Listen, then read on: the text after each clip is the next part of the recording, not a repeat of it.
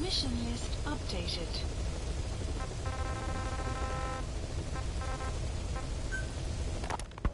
About the pathogen spreading through Mother Base. You've seen everything we've got on the outbreak. What's your opinion? Textbook symptoms of vocal cord parasite infestation. And judging from this casualty list, it is the Kikongo strain, meaning a breed of parasite that triggers symptoms upon detecting pronunciation specific to Kikongo. So our Kikongo-speaking staff are at risk? Quite so.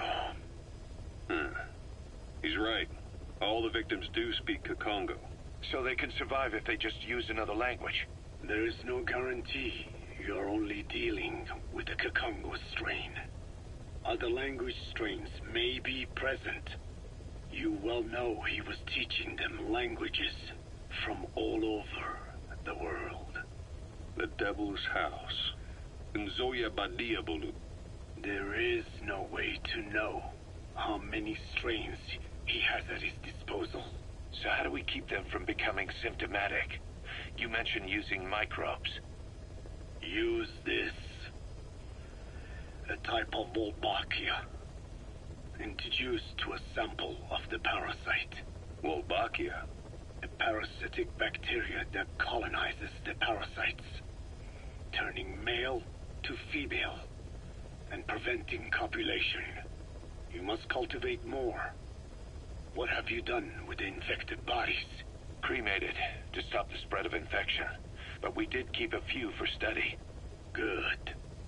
Take this sample, grind it to a pulp, and introduce it to the larvae now nesting in the dead. The Wolbachia will multiply rapidly within those larvae. They're soldiers, not some petri dish. Conventional cultivation melts larvae and vaccinates your men. Kikongo speakers first. This is the fastest, surest way. No one is to speak a word of Kikongo until the Wolbachia are safely inside them. I will instruct your medical staff in detail on site.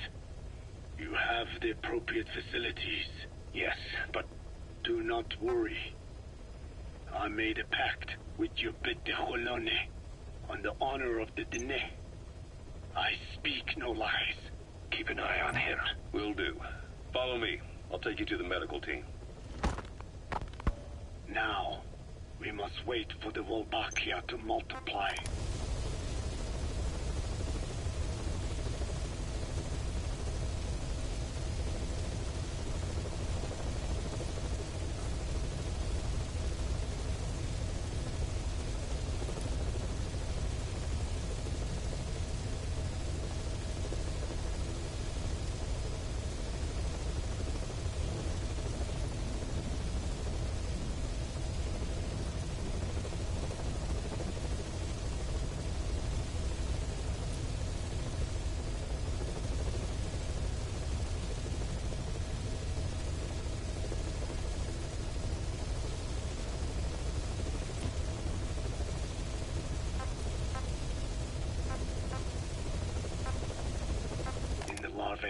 How is the disease transmitted?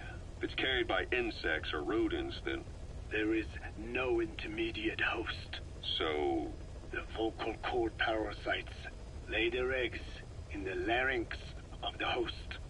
Most hatch and migrate to the lungs, but some are transported to the mouth through ciliary movement, mixing in with saliva. Saliva. Droplet transmission. Sneezing, coughing. Any food or water containing infected saliva. It would spread fast.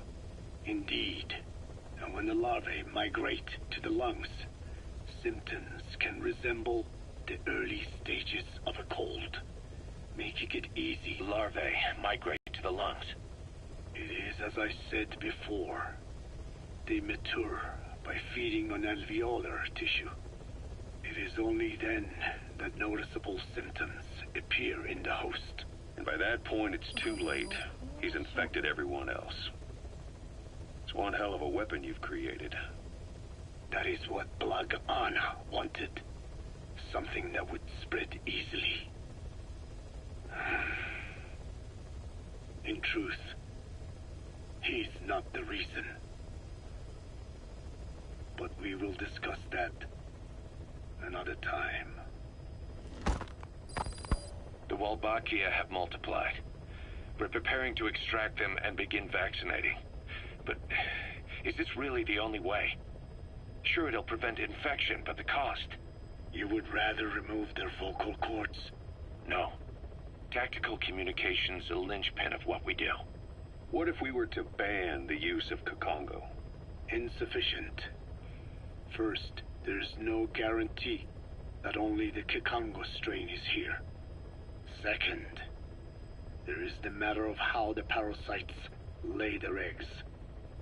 Before they can copulate, they must be exposed to the pronunciation of a specific language for a period of time, like a container filling with water. But the duration between when the container is full and when the copulation actually begins varies from case to case.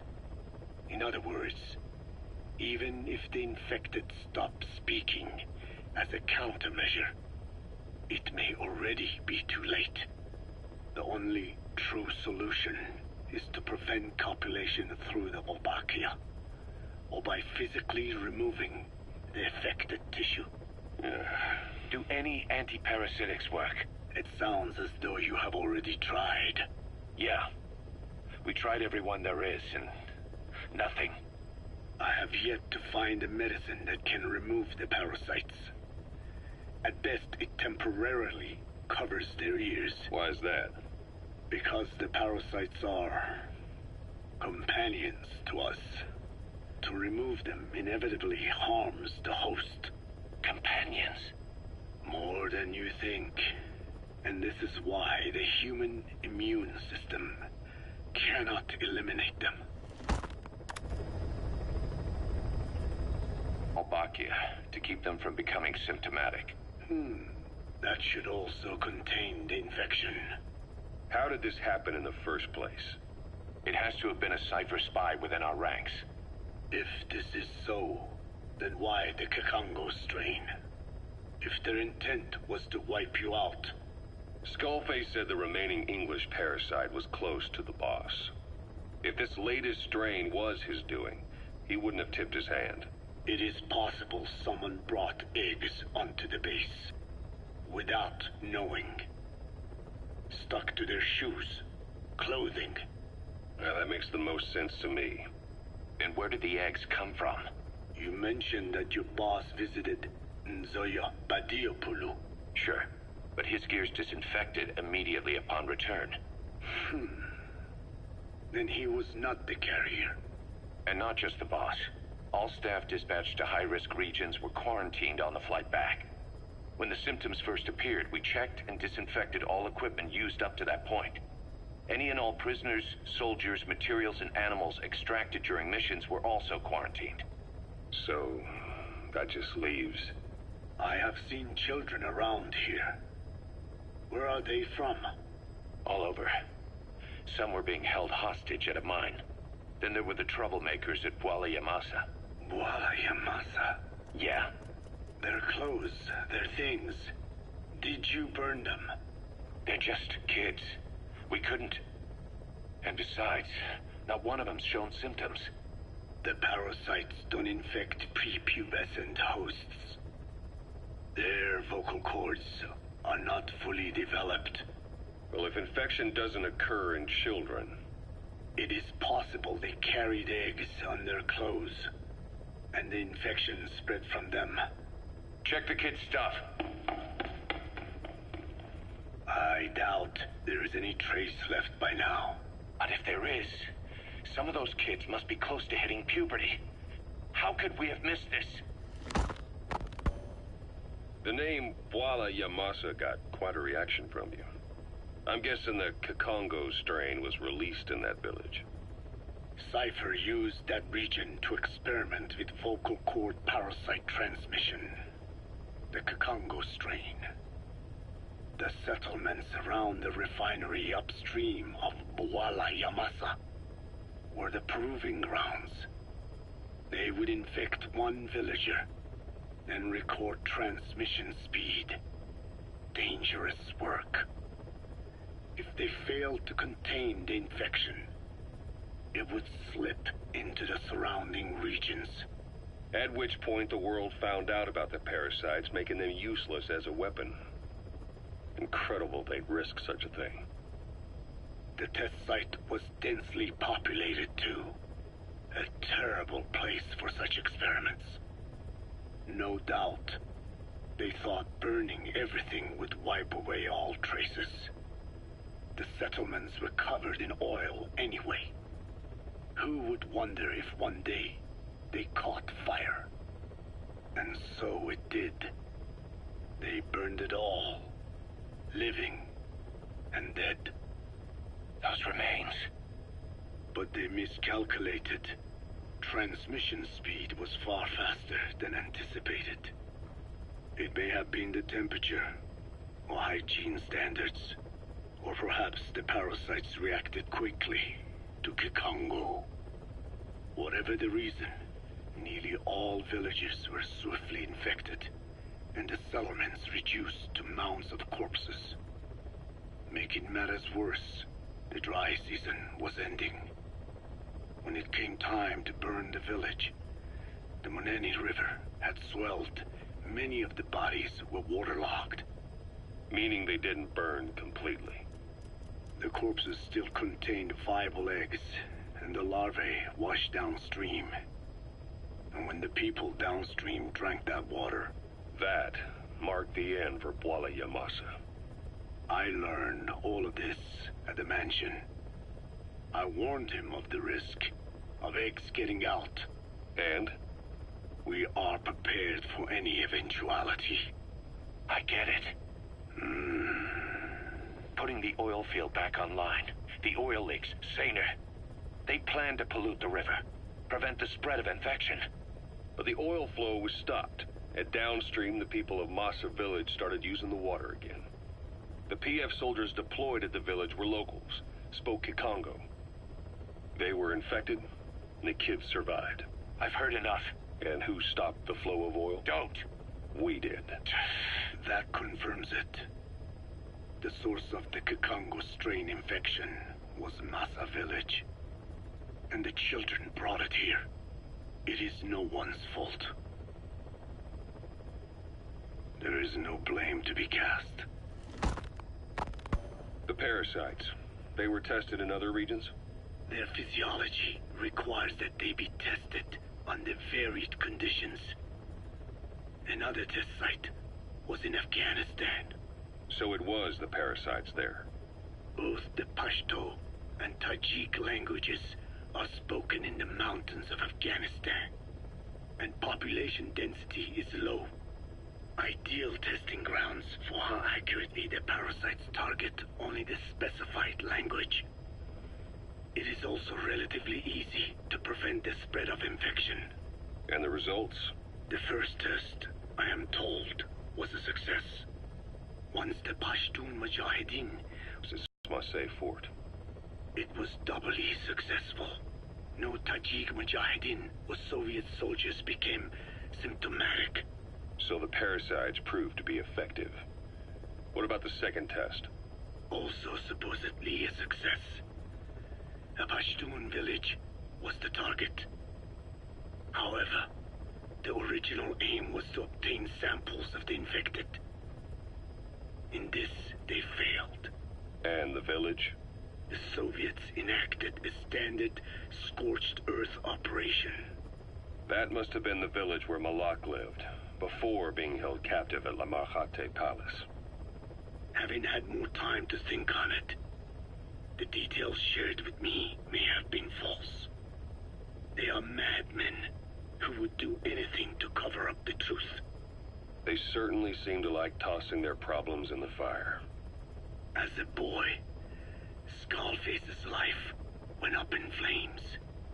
Perhaps that is what fuels his fixation with fire. Your Wolbachia stopped the infection all right, but I still don't get it.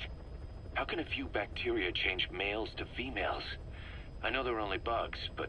It is not such a rare thing in the natural world. Many insects and nematodes are infected with Wolbachia. But why? They nest in the cell cytoplasm of the host, even in the egg cells, with the result that the offspring are born infected. Mother-to-child transmission. However, Wolbachia cannot nest in sperm because they do not have cytoplasm. So even a successful infection of a male ends after a single generation. This means the Wolbachia must resort to maximizing the population of infected females.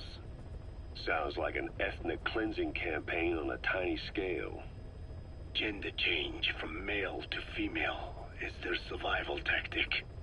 So more females means more Wolbachia carriers, so it can keep thriving in the following generations. But the parasites in a human host are supposed to be a mating pair. If there's no male, there'll be no offspring at all. It's killing itself. About this OKB-0 Emmerich was talking about. Its location and features match the citadel in the mountains northeast of the Soviet base camp.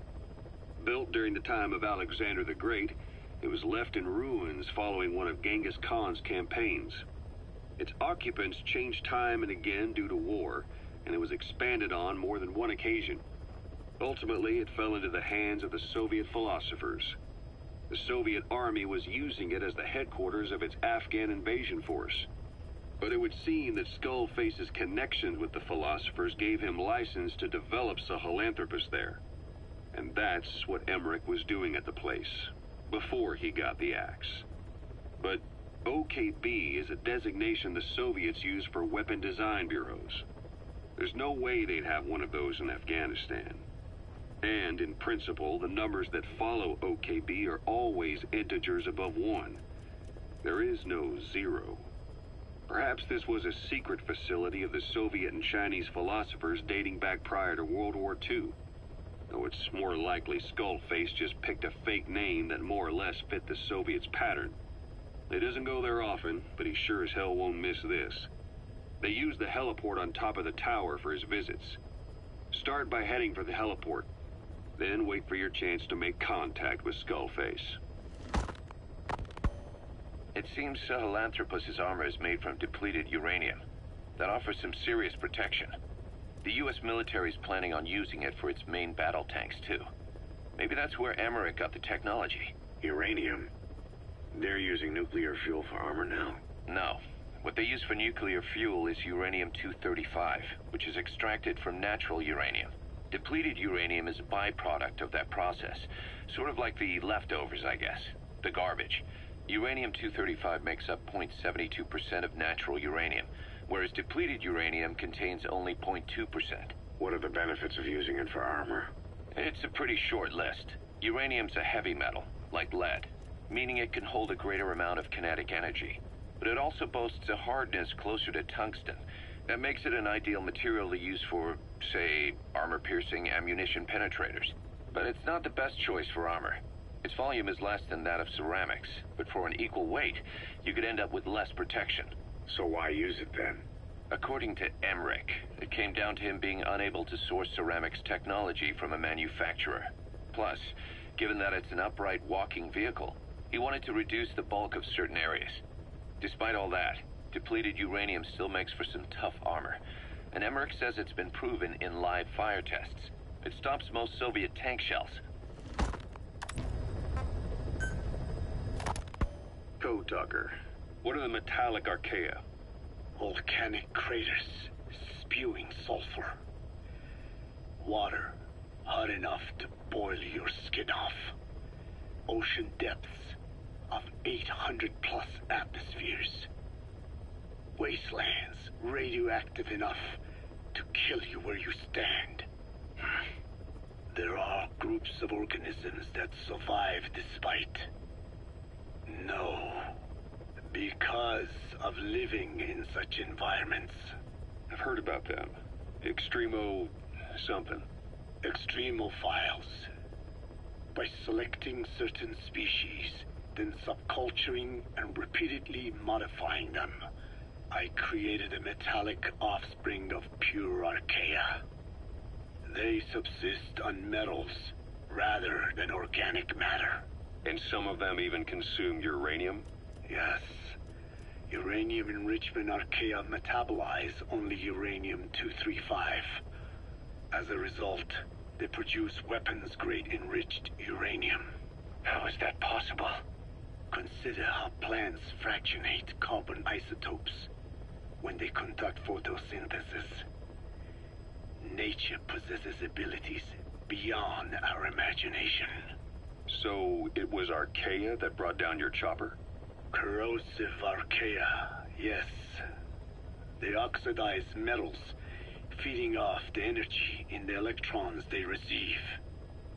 What became of the wreckage? We had the R&D team retrieve samples for study in airtight plastic containers, of course. Prudent. We shall extract archaea from it in good time. They should help you fight back against Blagana. Any chance we could start now? It doesn't have to be a lot. I might just have another use for them.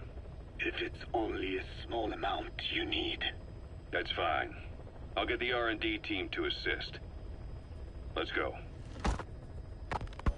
South Africa was previously suspected of developing nuclear weapons. It already had a conspicuous presence at the UN because of apartheid and its armed expansionism. But when neighboring Angola and Mozambique became socialist countries in '74, South Africa felt hounded into a corner.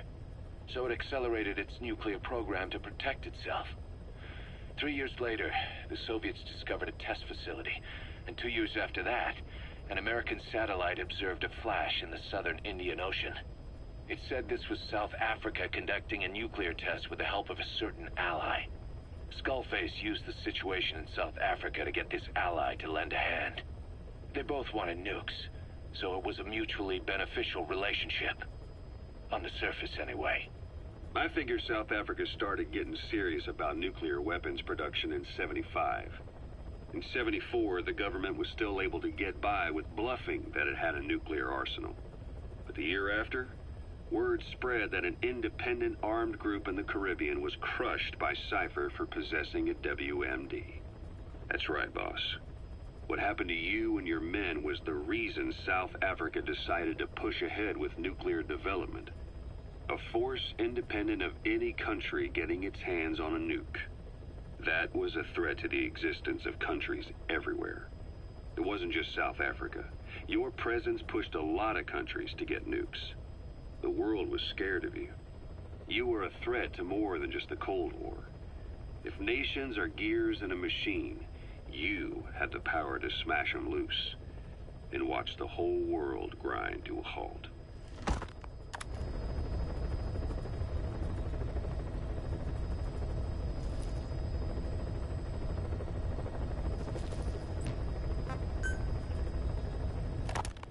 Emmerich uses externally powered legs of his own design. It's bionics technology, a product of the U.S. military's failed attempt to develop a powered exoskeleton. All the wearer has to do is apply a little force, and the actuators continue the movement in that direction.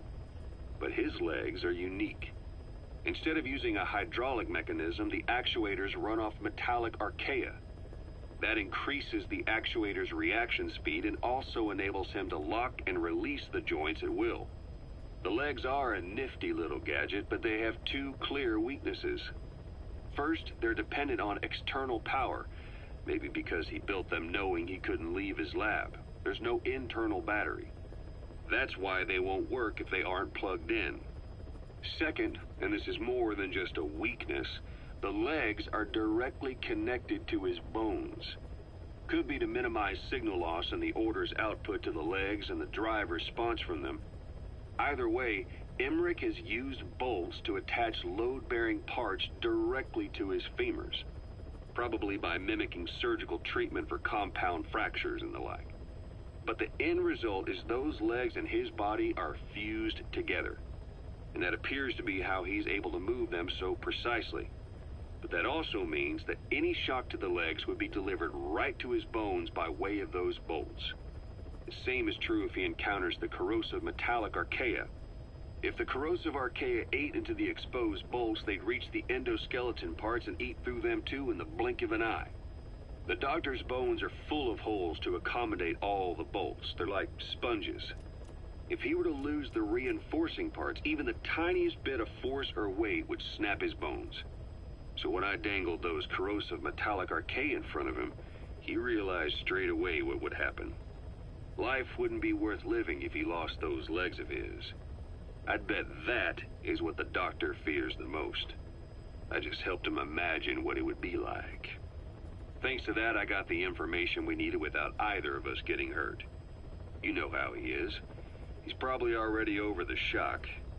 The better you know your adversary, the easier it is for you to get information from them. And vice versa.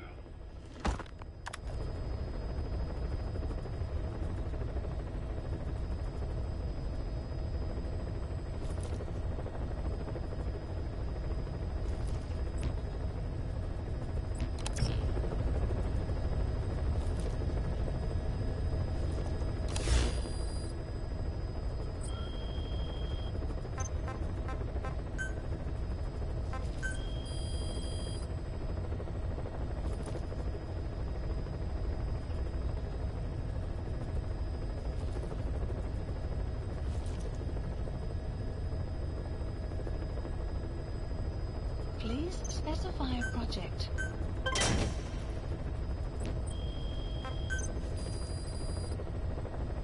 Please specify a project.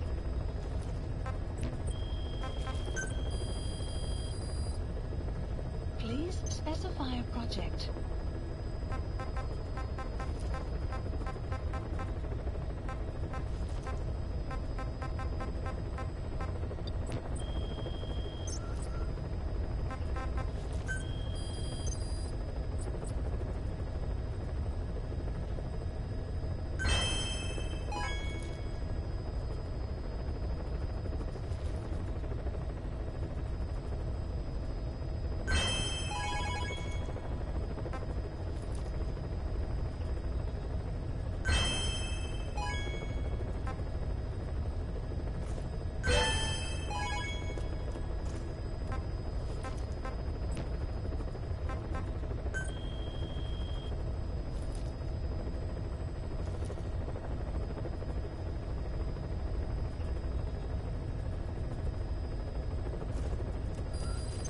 Please select a mission.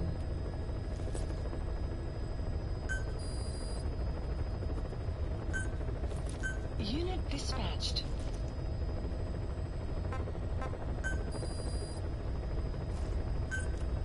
Unit dispatched.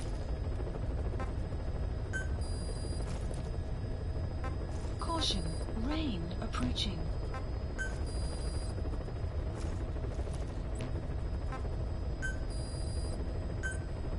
Unit dispatched.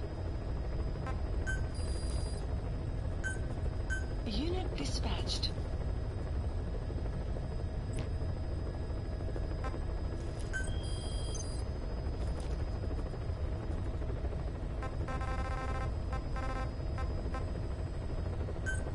Please select a landing heading to Afghanistan. About that.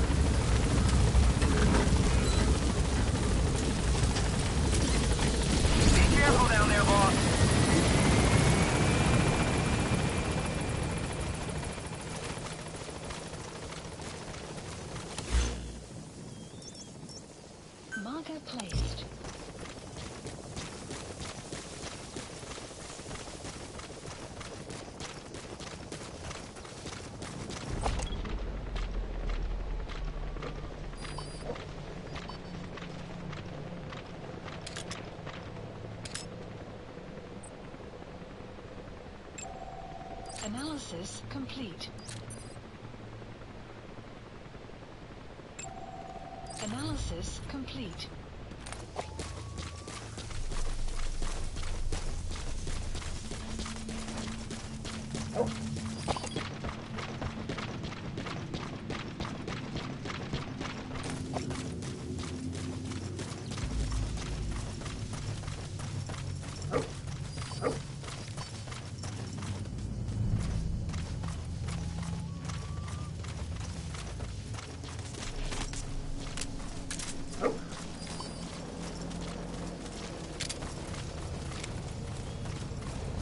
Enemy presence detected. The map has been updated.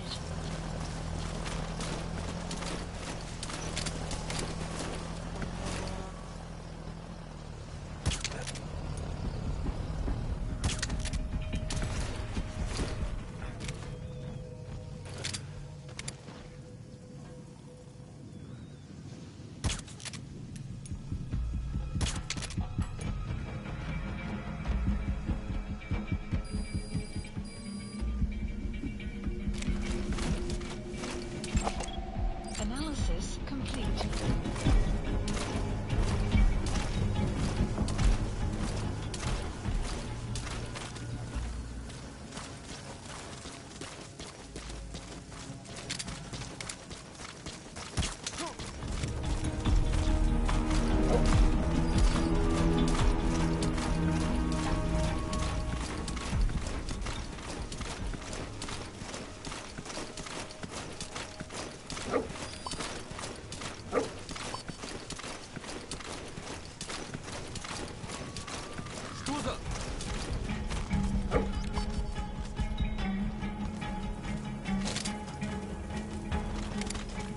Лучше посмотреть!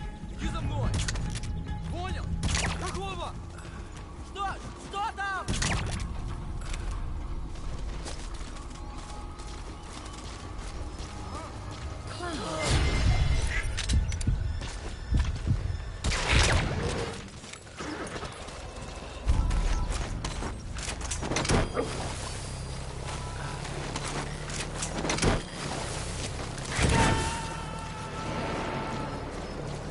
Analysis complete. Subject on board.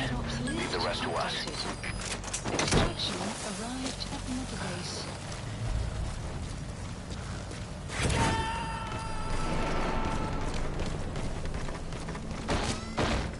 You gotta extract him.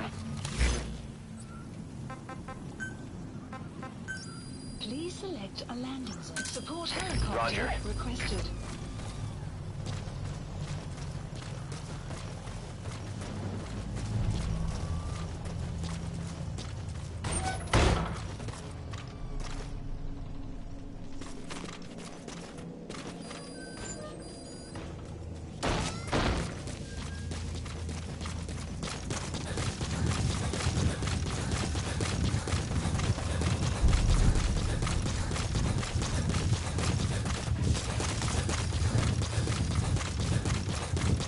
Extraction arrived at Mother Base.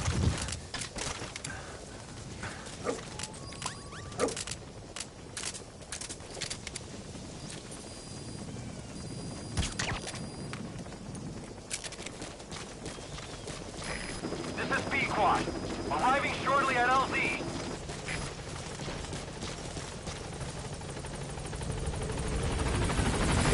This is B-Quad. On station at LZ.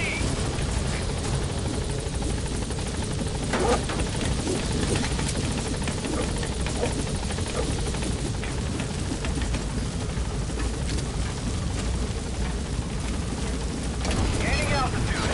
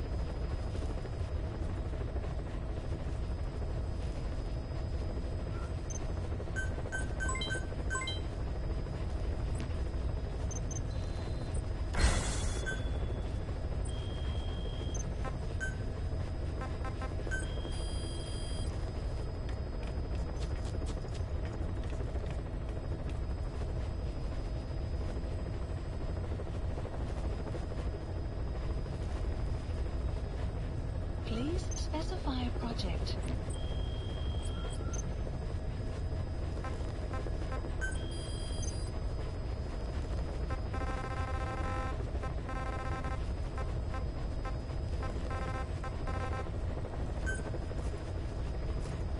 Please select a landing zone.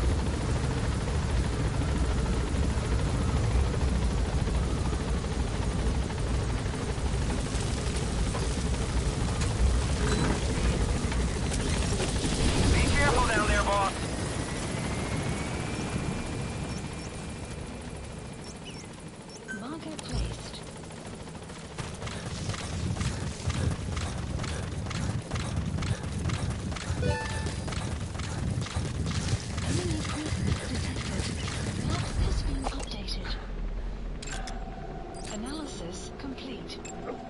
Analysis complete. Analysis complete.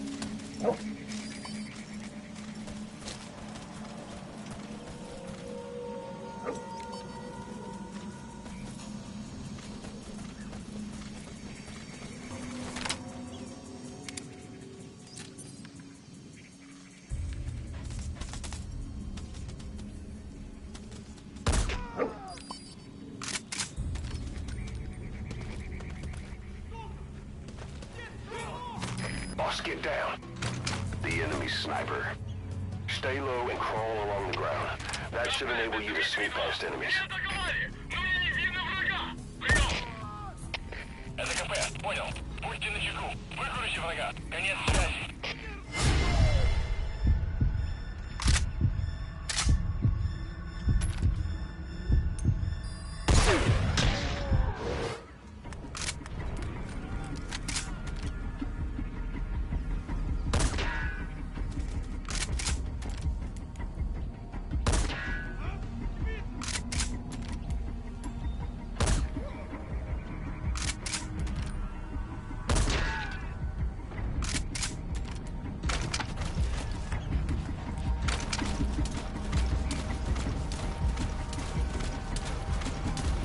Enemy presence detected. The map has been updated.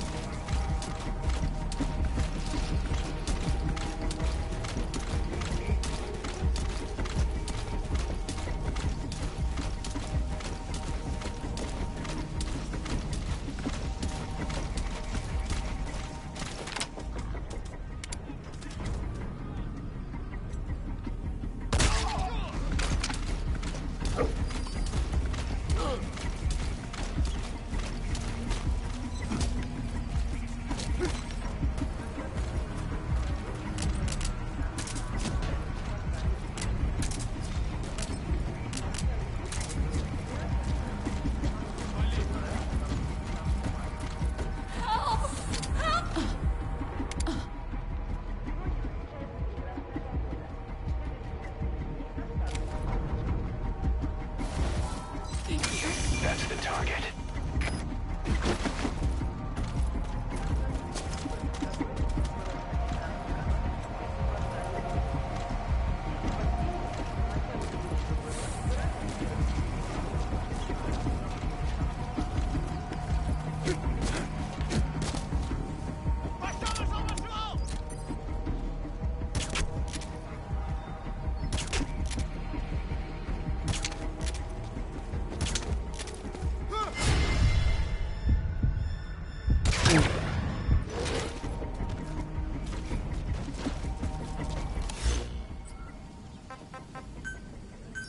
Please select a landing zone.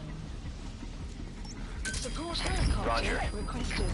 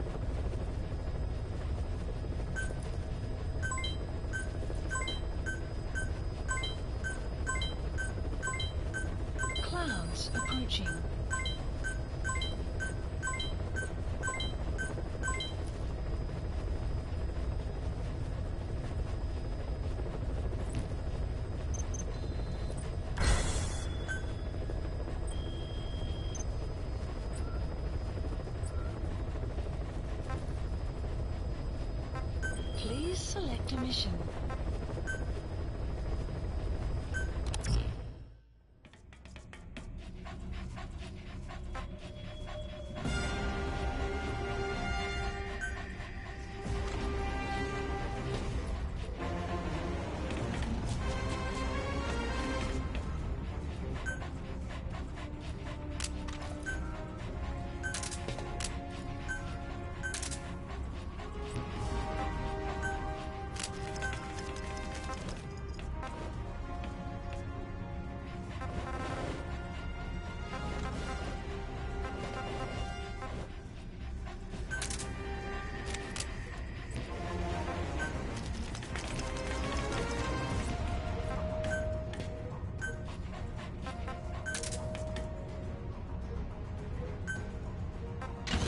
About matter.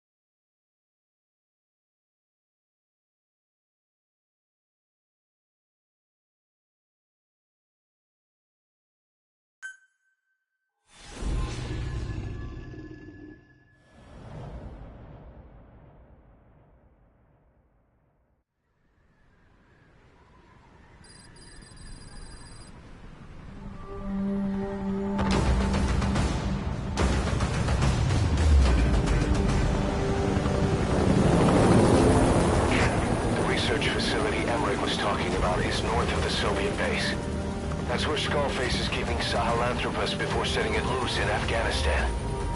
There's a good chance he's got nukes, too. Boss, we need to figure out what Skullface is up to. If you make contact with him, get him to talk. The ethnic cleansing parasites, Sahelanthropus.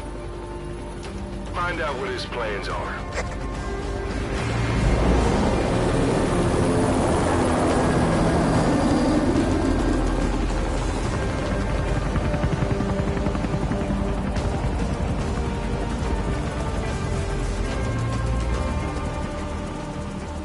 All we know is that Skullface's plans are on the verge of fruition. We need to stop him while we still can.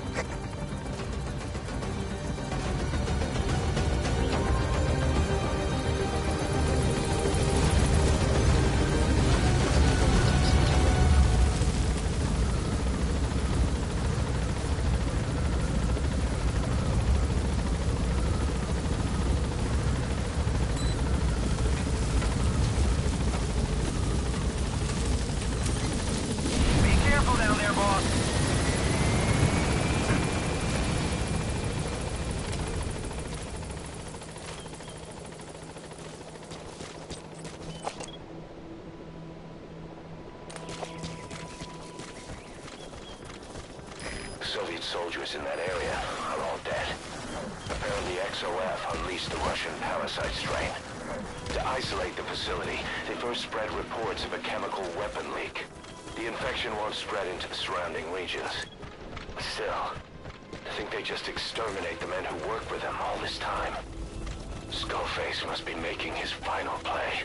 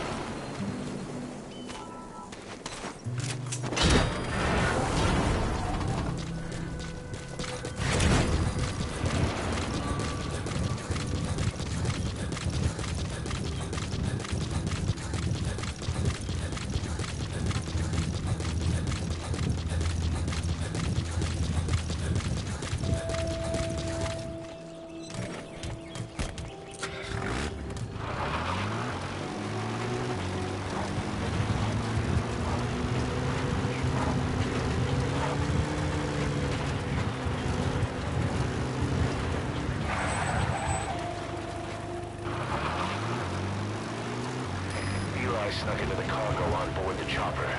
His idea of an escape attempt? Who can say? We'll think of how to deal with him later. Snake, do you read me? I know more than anyone about OKB-0 and Sahelanthropus. Boss, I've made up my mind. I want to be of use to you, not him. Let me work to pay for what I've done. I'll prove it, that I've always been your ally. Boss, I'll be focused on coordinating backup here at Mother Base. The chain of command is still in place. If you have orders, give them through Miller as usual. Skullface is making contact with him. The facility itself is under the control of XOF, Cypher's Strike Force. We have no hard data on their force strength, so your judgment in the field will be key. Boss, we're finally here. Find Skullface and take everything from him. Find the enemy sniper and take him out! Out!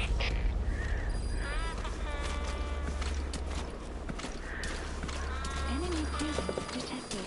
The map has been updated.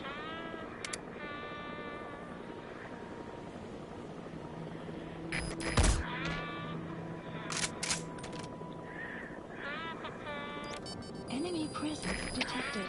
The CP, map this is has Delta been 1. updated. I have visual on an enemy sniper. Please advise. Over. This is CP. Understood. Get on the mortar and pacify the enemy target. Out! CP, this is Zulu 6. Under attack. No sign of the enemy. Over! This is CP. Understood. Stay alert and smoke out the enemy. Out!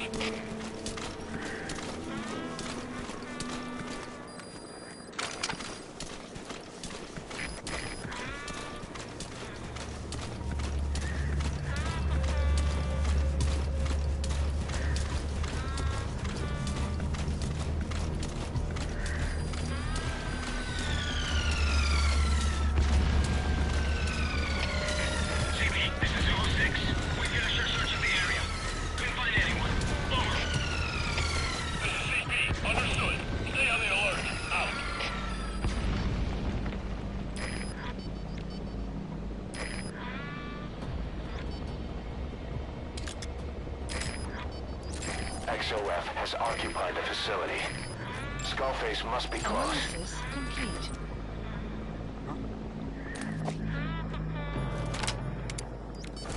Boss, get down. The enemy sniper. Stay low and crawl along the ground. That should enable you to sneak past enemies.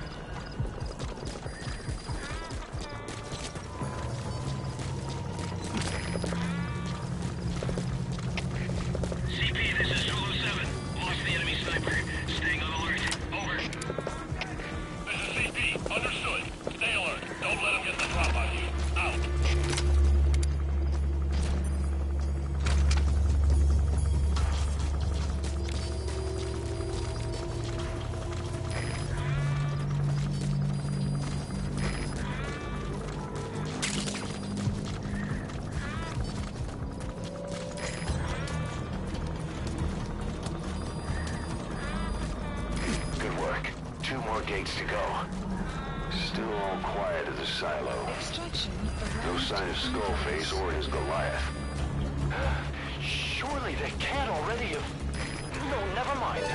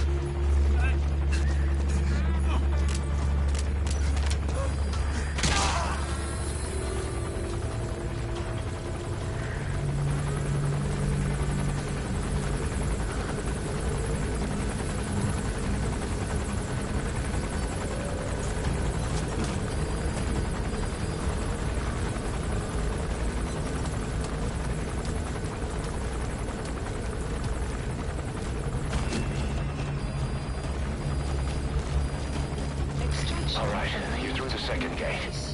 Only one gate left. From here on in, you're in the enemy's headquarters. Something's wrong. But it has to be here.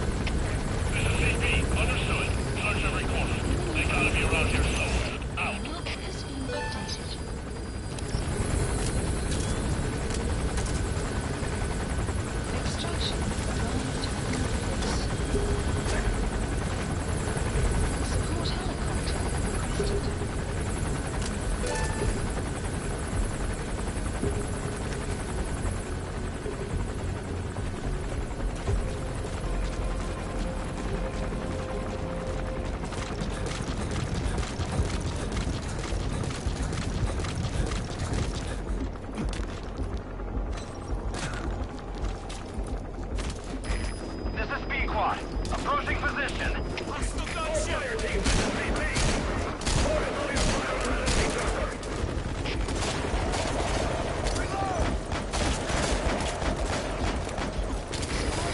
Prioritize the elimination of enemy threats. Mayday! Cannot maintain altitude. Controls non-responsive. Squad down.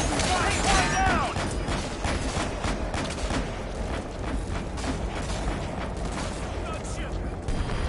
He shot down the chopper. Already a backup chopper. Call it from your iDroid.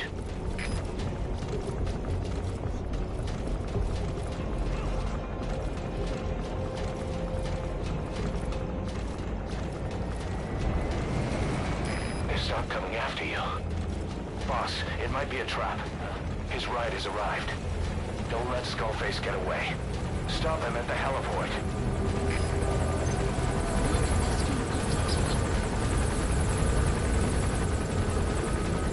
Boss, can you see the heliport? Skullface is right there. Make contact with him and make him talk. We have to stop him before his plan is set in motion.